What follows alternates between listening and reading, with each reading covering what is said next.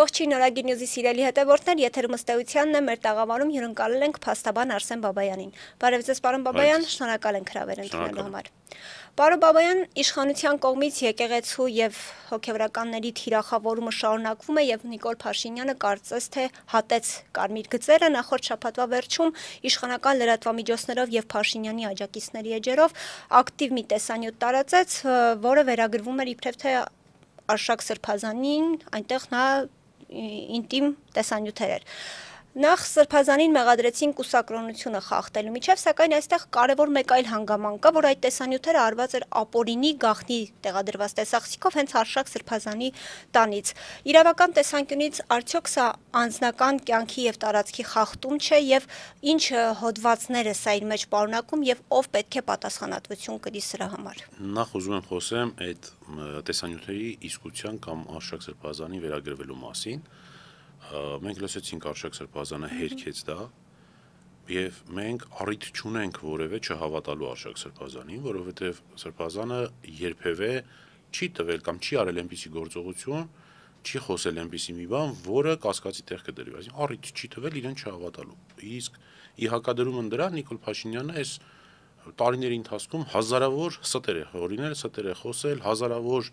այդպիսի տեսանյութեր, կեղծիքներ է տարածվել։ Հետևաբար ես հիմքեր ունեմ, մենք հիմքեր ունենք, չհավատալով Նիկոլ Փաշինյանի եւ նրա լրատվամիջոցներին ու նրա կողքը եղած այդ որոշակի քարոզչական մարդկանց, այսպես ասած։ Հետևաբար, եթե Արշակ Սրբազանը պնդում է, որ ինքը որևէ առնչություն չունի տեսագրության տեսանյութերի հետ, ես դրան հավատում եմ եւ պատճառ չունեմ չհավատալու, նորից եմ կրկնում, Արշակ Սրբազանը երբևէ առիթ չի տվել, որ մենք իրեն չհավատանք։ Ինչ վերաբերվում է էությանը այդ ամբողջի շատ ցաներ իրողության հետ գործ ունենք։ Մենք այսպես ճակերտներում ասած ոնց որ թե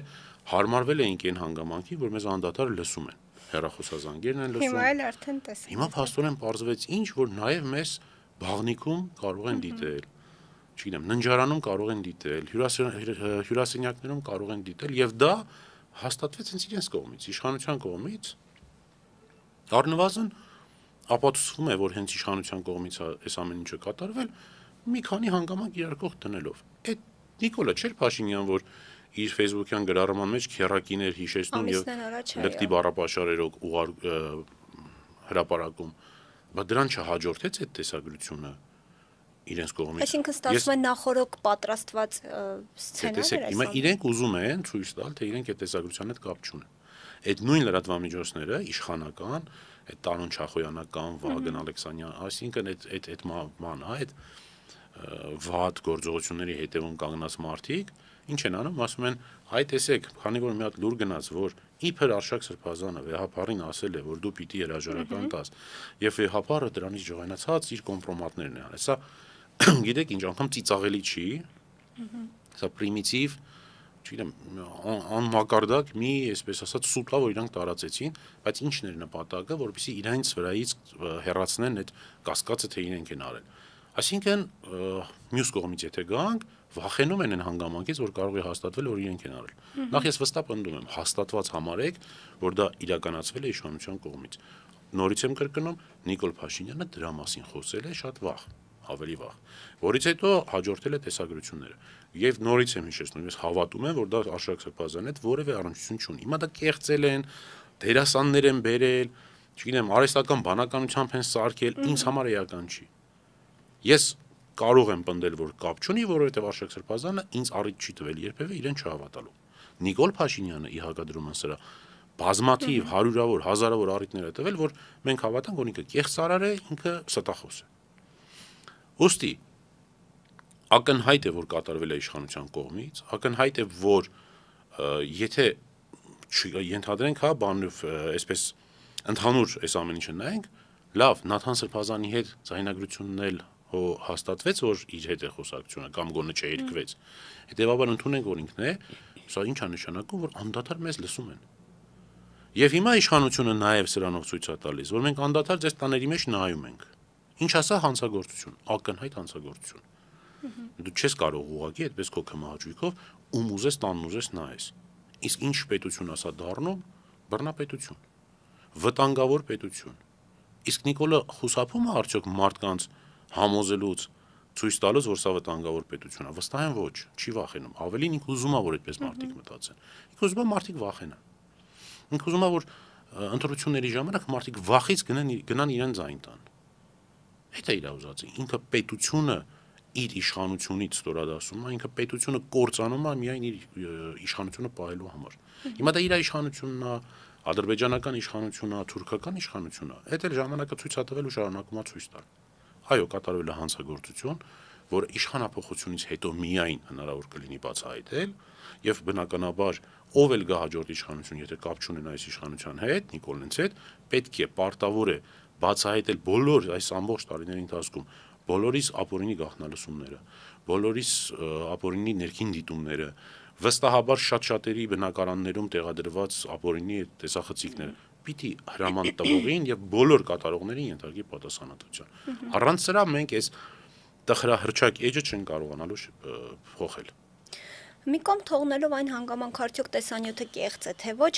այս տեսանյութի հրապարակումից հետո ազատումներ չպետք է լինեին, նկատի ունեմ համապատասխան գերատեսչությունների ղեկավարները չպետք է հրաժարական տային։ Եթե իշխանությունը կպնդի, որ այդ տեսագրությունը կեղծ չի, դա շատ ավելի վատ իշխանության համար, քան եթե իսկապես կեղծ լինի, որովհետև եթե կեղծ է, ստորություն արվել, ինչ արել, դերել են ինչ-որ կամ դերասաններով են արել, կամ ինչ-որ այլ ստեղծել են, հա, բայց եթե կեղծ չի, ուրեմն այս իշխանությունը կհաստատի, ինքը եթե իմ ասում է կեղծ չի, ուրեմն ինքը հաստատում է, որ անձանց բնակարանում իրականացրել է ապօրինի տեսանկարահանումներ։ Իհարկե, հիմա տեսեք, եթե մենք չենք կարող ասել, թե ով պիտի ենթարկվի պատասխանատվության, կամ պիտի ենթարկվի, թե ոչ, որովհետև մենք մյուս կողմից ունենք, որ ասում են, ինձ հետ կապ չունի այդ տեսագրությունը։ Հետևաբար, եթե իր հետ կապ չունի, կարող ենք այսպես սա կանխավարկած ունենալ, որ ուրեմն չի էլ իրականացվել բնակարանի ներքին դիտում։ Հետևաբար այդ հարցին հիմա չի լինի պատասխանել, քանի դեռ չենք իմացել վերջնական արդյունքում կան արդյոք այդպիսի այլ ձայնագրություններ այլ բնակարաններում, կամ այդ տեսագրությունը իսկապես իրականության համապատասխանում է, թե ոչ։ Նորից չմոռանալով, որ ես հիմքեր չունեմ չհավատալու Արշակ Սրբազանին, գումարած դրան ամբողջությամբ հիմքեր ունեմ չհավատալու այս իշխանությունների կողմից կատարվող քայլերին։ Իշխանական լրատվամիջոցներում այս տեսանյութերի ակտիվ տարածումից հետո շատերը անդրադարձան ոչ թե դրա բովանդակությանը, այլ քննադատեցին այն, որ գախնի ուրիշի տանը գախնի տեսախցիկով ապօրինի նկարահանում է տեղ ունեցել, եւ այս քննադատություններից հետո ԿՊԱ-կան падգամավորներն են, ընդհանուր ԿՊԱ-կանները սկսեցին դատապարտել այս երևույթը։ Ձեզ հավատն է շնչում նրանց այս անմեղ ձևանալու process-ը։ Լավ էլի, այս իշխանության կողմից որևէ արարք ինձ հավատ երբևէ չի ներշնչել։ Նոր էի ասում դրա մասին, որ հասկանում են, որ արել են սարսափելի ստորություն, ընդ որում անկախ նրանից դա կեղծել են, թե իրականում է տեղի ունեցել։ Արել են սարսափելի ստորություն եւ հիմա փորձում են իրենցից այդ ստորությունը վանեն, հեռացնեն։ Բնականաբար դա չի ստացվում, որտեղ այդ բերած պատճառաբանությունները պարզապես ծիծաղ են առաջացնում։ Հիմա դե կլինի հավանաբար ինչ-որ մարդկանց խումբ, որոնք օրինակ երեք իր հետ այդ Նիկոլի հետ գնացել էին այդ Հովանավան, կլինեն այդպիսի մարդիկ, որոնք ոչ թե կհավատան, այլ կասեն հավատացեք, դե իրանք է պիտի խելոք հավատան, որովհետև մի քիչ գուցե շեղվեցինք թեմայից, բայց այդ մարդիկ հո եկեղեցի չէին գնացել, կամ Տեր Արամին հո չէին գնացել աջակցելու, այդ մարդիկ գնացել էին, որտեղ Նիկոլ ասել էր կգնաք, չգնաք կաշիներդ կքերթեմ։ Հիմա նույնը ստեղ է։ Այդ մարդիկ կհավատան, որ իրենք ոչ մի բանի հետ կապ չունեն, իրենց ազգային անվտանգության ծառայությունը, ոստիկանությունը նման բաների հետ կապ չունեն, իրենք ստիպված չեն հավատա։ Ցույց կտան, որ հավատում են։ Որևէ մեկը դրան չի հավատալու, որևէ մեկը, որովհետև որևէ մեկը չէր կարող դա իրականացնել։ Պարոն Բաբայան, ինչ պետք է անել հետագայում նմանատիպ դեպքերից խուսափելու համար եւ ինչպես պիտի Հայաստանի Հանրապետության քաղաքացին իրեն ապահով զգա, իմանա, որ իր անձնական կյանքի գաղտնիությունը պահպանված է։ Այս եւ սրա նման բոլոր հարցերը ունեն մեկ պատասխան։ Պետք է հեռացնել այս իշխանությանը։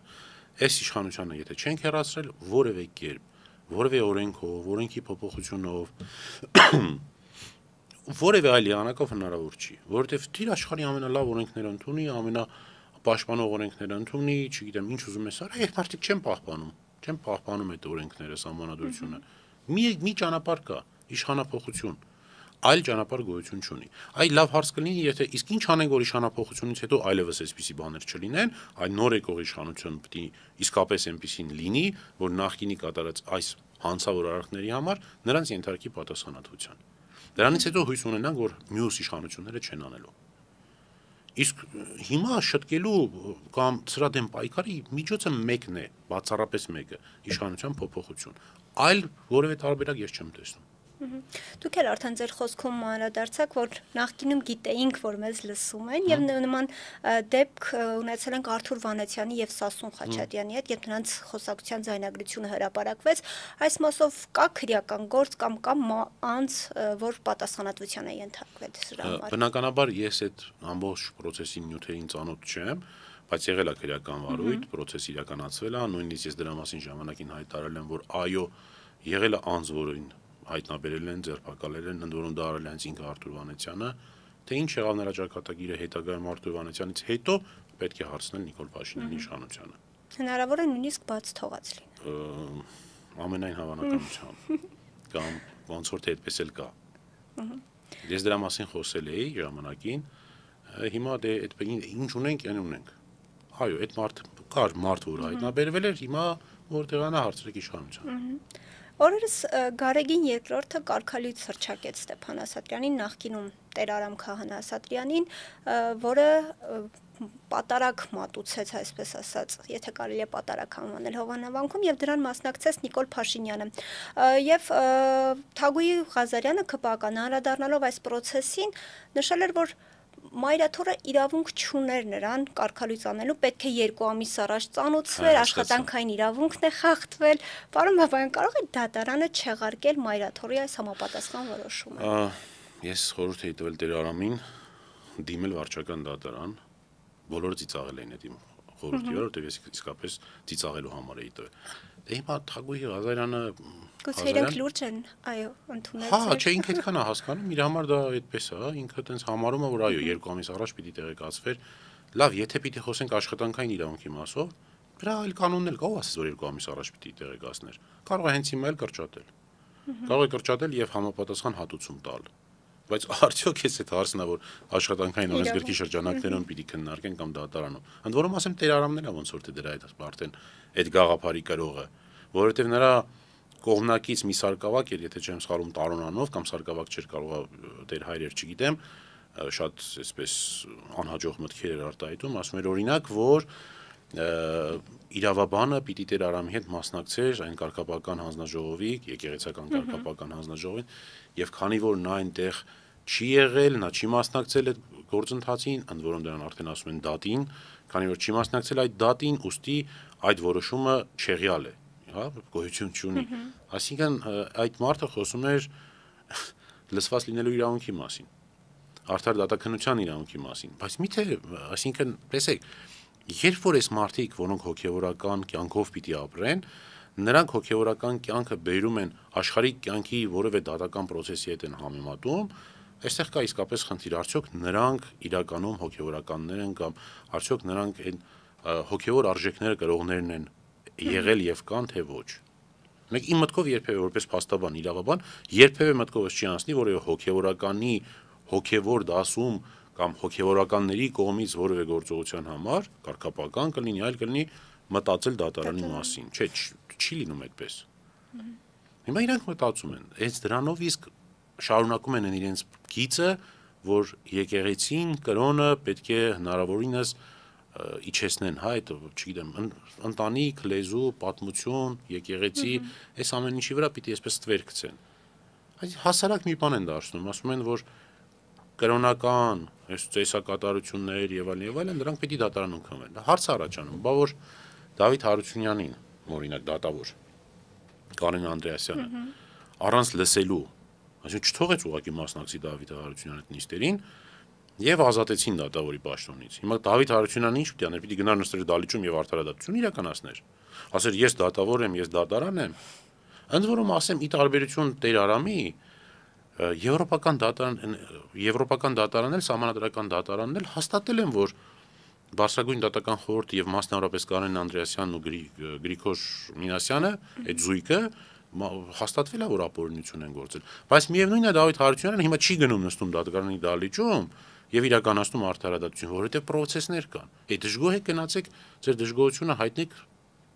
ընդհանուր եկեղեցական կանոններով։ Ով ասես, որ դուք կարող եք որոշել, որ այն որոշումը, որը կայացվել է կարգապահական այդ հանձնաժողովի անունը ճիշտ չգիտեմ, հա, այսպես հանձնաժողով կամ խորհրդի կողմից դուք իրավունք ունեք համարելու ոչ օրինական կամ համարեք, ճիշտ կարող եք համարել, բայց չեղյալ դուք ով եք որ համարեք։ Ասում եմ նորից, ես էլ կհամարեմ, որ Վարշավական դատական խորհուրդը սխալ արել եւ կգնամ կշարունակեմ իմ դատավորի գործունեությունը իրականացնել։ Կլինի այդպես։ Բա նույն Արթուրին Ստեփանյան, էլի դատավոր, Մնոյան Սուրենին, բա Նիկոլ Փաշինյանի SMS-ով կառավարվող, WhatsApp-ով կառավարվող բդխն չհանեց։ Դուք պատկերացնում եք, եթե օրինակ Սուրեն Մնոյանը վճռաբեկ դատարանում մնար, ասել այդ BDԽ-ի որոշումը, քանի որ ես այնտեղ չեմ եղել կամ որևէ այլ պատճառով, օրինական չի, հետեւաբար եւ չեղյալ է։ Եվ ես շարունակում եմ լինել վճռաբեկ դատարանի դատավոր։ Ինչ կաներ Նիկոլ Փաշինյանը, տեղում ձերբակալ էր կալանավոր էր։ Ո՞վ ասես որ քեզ կարելի է եկեղեցական մոտ։ Բա դու ո՞նց ես գնում հովանավորում այն արարքը, որը կատարում է Տեր Արամի կողմից։ Մանավանդ որ Չէ, դու հովանավորում ես։ Ստեփան Ասատյանը ապօրինի է այնտեղ, որտեղ Ես շարունակում եմ Տեր Արամը ասել զուտ բանի, հա, այսպես չգիտեմ, ինչ որ է լավ։ Ստեփան Ասատրյանը Նիկոլ Փաշինյան ինքը հովանավորում է այդ կրոնական սրբապղծությունը։ Իսկ եթե դու կարող ես կրոնական սրբապղծությունը հովանավորես, կարող եմ ես էլ օրինակ դատարանի անարդարությունները հովանավորեմ։ Օրինակ գնամ ասեմ ես դատավորը, որ պատիժը նշանակել ես անձի անձը, ես պաշտպանն եմ, ես գտնում եմ անօրինականը։ Հետևաբար բանդ չեք կարող տանել ես մարդուն, ես պիտի հանեմ իրան բանդից։ Հիմա կարող եմ, չէ, որտեղ ես ազգային անվտանգության ծառայություն չունեմ, ոստիկանություն չունեմ։ Տեսել եք ովքեր էին հավաքված այդ եկեղեցում, տեսել եք մեքենաները կանգնած։ Լավ, տեսել եք որ պետական պահպանության ծառայության ավտոբուս կար կանգնած այնտեղ։ Կիրակի օրը։ Մինչև, չգիտեմ, Նիկոլից հետո։ Նույնիսկ քահանային այն Կիրակի օրը քնչական հրավիրել։ Ինձ էլ Կիրակի օրը հրավիրեցին, ձերբակալեցին ժամանակին։ Բայց հիմա քահանաներին ոնց հասկացա դրա համար չէին, ձերբակալելու համար չէին հրավիրել։ Այլ ցավոք սրտի քնչական կոմիտեն մասնակից եղավ այս կրոնական ծեսերի բացմանը, ցավոք սրտի, շատ ցավոք։ Ես վերջերս էլ Արթուր Ներդավթյան նախկին գլխավոր դատախազը հայրցազրույցեր տալիս միտեղ ասում էր ես կկալանավորեի Նիկոլին, եթե ինձ դրա համար հիմքեր տա։ Վանեցյան Արթուրը ինձ հիմքեր տար։ Արթուր Դավթյանը մոռանում է, որ ինքը Արցախը հանձնողներից մեկն է։ Որովհետև երբ որ Արցախը հանձնում էր, մենք դուրս էին գալիս, հավաքների էինք մասնակցում, միտինգներ էինք անում։ Այդ նույն Արթուր Դավթյանը մեզ ձերբակալում էր, կալանավորում էր։ Ու հիմա հանկարծ հիմքեր էր բան։ Հիմա հանկարծ դարձել է այսպես մտահոգ բան։ Նիկոլ Փաշինյանը որոշ ժամանակ հետո իշխանապողությունից հետո կարող է գա ու սկսի ասել, այն ինչ իշխանություններ, իմ իշխանությունը շատ վատն էր։ Դուք ճիշտ եք։ Դուք ճիշտ եք։ Հիմա հնարավորություն տվեք, չէ՞ գա մի հատ էլ ձեր կողմից այսպես ընդդիմություն խաղա։ Հիմա գիտեք, ցավոք սրտի ունենք այս վիճակը զարգացած, պիտի կարողանան կանխեն։ Կանխելու միակ եղանակը, նորից եմ հիշեցնում, իշխանապողությունն է։ Չեն կիրականացնի իշխանապողություն, կշարունակվի ավելի այսպես տևական, ավելի վատ գնալով կգործնենք ամեն ինչ։ Կկարողանանք իշխանապողություն անել։ Կա հնարավորություն, չեմ ուզում պնդեմ, թե միանշանակ անմիջապես այսպես կծախի ամեն ինչ, չէ, բայց կա հնարավորություն եւ իրական հնարավորություն, որ այս ամեն ինչը կարողանան կանգնեցնել ու սկսել արդեն շենացնել։ Պարոն Բաբայան, Նիկոլ Փաշինյանի կարգալույս հռչակված քահանայի մատուցած պատարագին մասնակցությունը ինչ իրավական կամ քրեական հետևանքներ կարող է ունենալ։ Հարցը Նիկոլ Փաշինյանի։ Այո, մասնակցությունը կարգալույս հռչակված քահանայի մատուցած պատարագի ինչ իրավական կամ Նիկոլ Փաշինյանի համար ոչ մի իրավական հետևանք պիտի առաջանային անձի նկատմամբ խոսքը Ստեփան Ասատրյանի Տեր Արամի մասին խոսքը, որը բացի սրբապղծությունը արդյոք նաև որոշակի քրեական օրենսգրքով նախատեսված արարք չի կատարում, մասնավորապես կրոնական ծեսերի դեմ ուղղված հանցագործություններ եւ այլն, կա այդպիսի արարքներ։ Հետևաբար Նիկոլ Փաշինյանը հովանավորել է առաջինը սրբապղծությանը, երկրորդը հանցագործությանը։ Բայց նորից եմ հիշեցնում, դա ուղղելու իրավական գործընթաց այս պահին գոյություն չունի, որովհետեւ իշխանության է Նիկոլ Փաշինյանը։ Դա հնարավոր է հետագա պատասխանատվության մասին խոսել միայն ու միայն այս իշխանությանը հեռացնելուց հետո։ Որովհետև մուրշն էլ է իրենց ձեռքում, մեխն էլ է իրենց ձեռքում։ Իրենք իրենց գլխին այդ մեխը չեն մեխելու իրենց ձեռքի մուրճով։ Չեն անելու, դե տեսել ենք, չէ՞ որ չեն անելու։ Բազմաթիվ օրինակներով ենք տեսել։ Գյումրիում Սարիկ Մինասյանը շեբենապատում է իրականացնում, Մարտուն Գրիգորյանի հորը եւ որդուն ձերբակալում են, որովհետեւ ժամանակին ավելի վաղ ինքը շեբենապատում էր իրականացրել։ Բայց Սարիկ Մինասյանը այդ պահին է իրականացնում։ Սարիկ Մինասյանը ուղիղ եթերում գնում ասում է, հայդդ պրսնի ելիք ուղարկեմ փետ, այդ նույն մարդկանց հետ կապված քրական վարույթ նախաձեռնում, որովհետեւ տեղեկություն ունեն, որ փայտ է բաժանում։ Այնտեղ ուղիղ է, ուղիղ եթերում ասում է։ Մեզ է, ինչ ենք ուզում ենք։ Մենք այս ամեն ինչի հետ գործ ունենք։ Քաղաքական կոռուպցիա է սա, ուրիշ ոչ մի բան։ Փաշինյանը հայտարարեց, որ այս կիրակի եւս գնալու է Հովանավանք, մասնակցել է պատարագին, քանի որ ինչպես դուք նշեցիք ձեր խոսքում, ԱԱԾ-ն է Փաշինյանին պաշտպանում, ոստիկանությունն էլ, ինչ կարող է այս պարագայում անել Մայրաթորը իրավական դաշտում թեկուզ եւ հայ առաքելական եկեղեցու հավատավոր հոտը, դա թույլ հերթական սրբապղծությունը թույլ չտալու։ Մայրաթորը փորձեց դա անել։ Մասնավորապես իր հայտարարությամբ կոչ արեց իրավապահ մարմիններին հաստատել օրինականությունը։ Ես էլ գիտեի, որ դա չի հետ որևէ արդյունք չի տալու։ Ոչինչ, այս պահին ոչինչ։ Միակ բանը, որ պիտի անի Մայրաթորը, պիտի լինի համախմբված, պիտի պաշտպանի եկեղեցին, վանքերը, այն ինչ որ պատկանում է իրավաբանորեն եկեղեցուն, Մայրաթորին, բայց ընդհանուր առմամբ մեզ բոլորիս։ Իսկ որ Նիկոլ Փաշինյանը կիրակի օրը գնում է այդ նույն վանքում, նույն եկեղեցում, նույն հոգևորականի մոտ մասնակցելու պատարագի, շատ լավ է, թող գնա, բահո Էջմիածին չէր գնալու։ Բահո չէր գնալու, ինչ ասեմ, հո չէր գնալու նորմալ միտեղ։ Բայց չի որ ինքը պիտի կարգալույցի մոտ գնա, բան ստանա, հացուգինի ստանա։ Հիմա թող գնա, ինչ եղել։ Ուղղակի այդ վանքը ժամանակավորապես պիտի համարենք եկեղեցին պիտի ժամանակավորապես համարենք որ բան են արել, գրավել են։ Այ կազատվի ինչ անենք։ Պետք է համբերել, պետք է համբերել, ճիշտ մտածել, ճիշտ աշխատել, վերջնական արդյունքում փոխել էս իշխանությունը։ Արդյոք սա բախումներ կարող է առաջացնել եւ ինչպես խուսափենք դրանցից։ Գիտեք, հնարավոր է այդ բախումները լինի,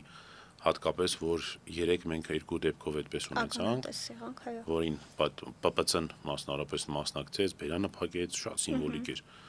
Մեր այս 4-րդ հանրապետությունը այն հռչակում, չէ՞, մենք չէ՞ էլի Նիկոլը։ Շատ սիմվոլիկ էր այդ բերան փակելը, էլի որ չխոսի հանկարծ։ Կարող են վտանգը կա իրականում, բայց ես հույս ունեմ, որ մի քիչ մեր ժողովրդի մոտ այդ ագրեսիան կթուլանա, համբերությունը կշատանա, որովհետև ուզում եմ նորից կրկնել, որ ոչ այս իշխանությունները եւ ոչինչ այս աշխարհում հավերժ չեն, գնալու են։ Մտածված ճիշտ քայլերի միջոցով, ճիշտ ժամանակին պիտի ուղղակի հեռացնենք այս իշխանությունը։ Եվ դուք էլ արդեն ձեր խոսքում նշեցիք քաղաքացու բերանը փակելու մասին, եկեղեցուց դուրս բերելու մասին, եւ փորձեց ուղղակի ճշմարտությունը բարձրաձայնել, արդյոք դրա իրավունքը ունեին եւ արդյոք սա Նիկոլ Փաշինյանի հռչակած ժողովրդավար երկրին հարիր քայլ էր։ Սա Նիկոլ Փաշինյանի հռչակած բանն էր, հա, իրական Հայաստանն է։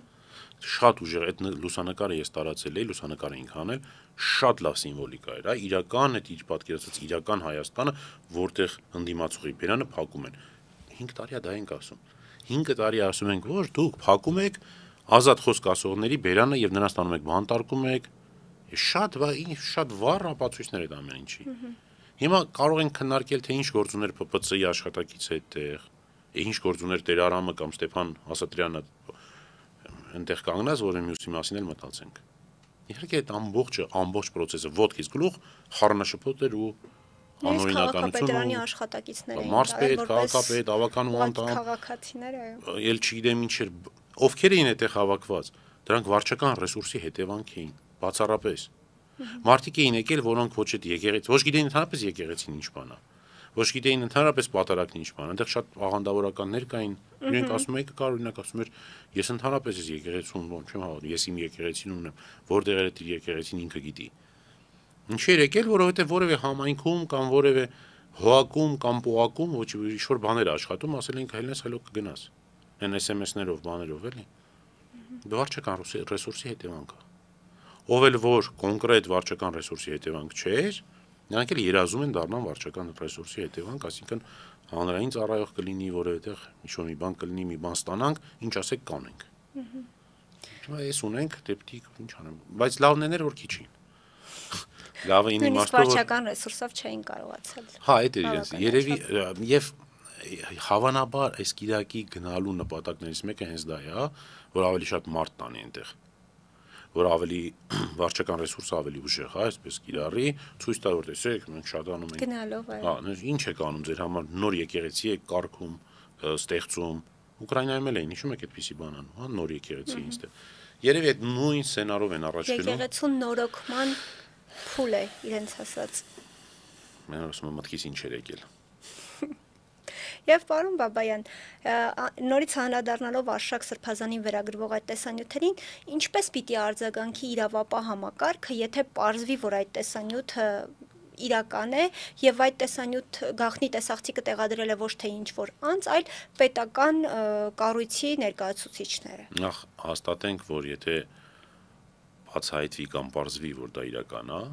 տեսագրությունը, ապա վստահաբար դա արել են պետական մարմինները, որի վկայությունն է նորից եմ հիշեցնում Նիկոլ Փաշինյանի հայտարարությունը։ Իսկ ինչ պիտի անի պետական իրավապահ համակարգը, պիտի տանձնած հայտնաբերի եւ ենթարկի պատասխանատվության։ Կանի հիմա ոչ չի անելու, որովհետեւ դա Նիկոլ Փաշինյանի ուղիղ ցուցումով արվել։ Դա կարվի հետո, երբ որ կգա ժամանակը կարվի։ Հիմա տեսեք, եթե օրինակ Արշակ Սրբազանը այլ պարագայում ասեր, որ ես տեսագրության հետ կամ որևէ այլ բանի հետ ես կապ չունեմ, հնարավոր է որ ես որոշակի առումով ներքուստ կասկածի տեղ ունենայի։ Եթե դիմացը չլիներ, հա, այդ անողը չլիներ Նիկոլ Փաշինյանը։ Ուզում եմ ասել, որ ինքնին միայն Արշակ Սրբազանի հայտնածը բավարար գուցե չլինի հավատալու, որ այդ ինքը չի, բայց միայն այն, որ դա անողը գիտենք Նիկոլ Փաշինյանն, ասին հակարդիր կողմը Նիկոլ Փաշինյանն է, որ գործ ունենք ստախոս իշխանության հետ։ Գալիս է հաստատելու, որ Արշակ Սրբազանը ճիշտ է ասում։ Հիշելով նորից, որ Արշակ Սրբազանը երբևէ առիթ չի տվել իրեն չհավատալու։ Ինչ միտք ուներ այս տեսանյութի հրապարակումը ձեր կարծիքով, այսինքն վեհափառին եւ մյուս հոգեվորականներին ինչ որ ճնշելու, վախեցնելու։ Հա, բա ասում էին։ Այն շատ իդե բան էր, շատ սիմվոլիկ էր, դրանից 1 թե 2 օր առաջ Տեր Արամը հիշում եք ինչեր էր ասում, երբ որ ասում էր կաթողիկոսի հասցեին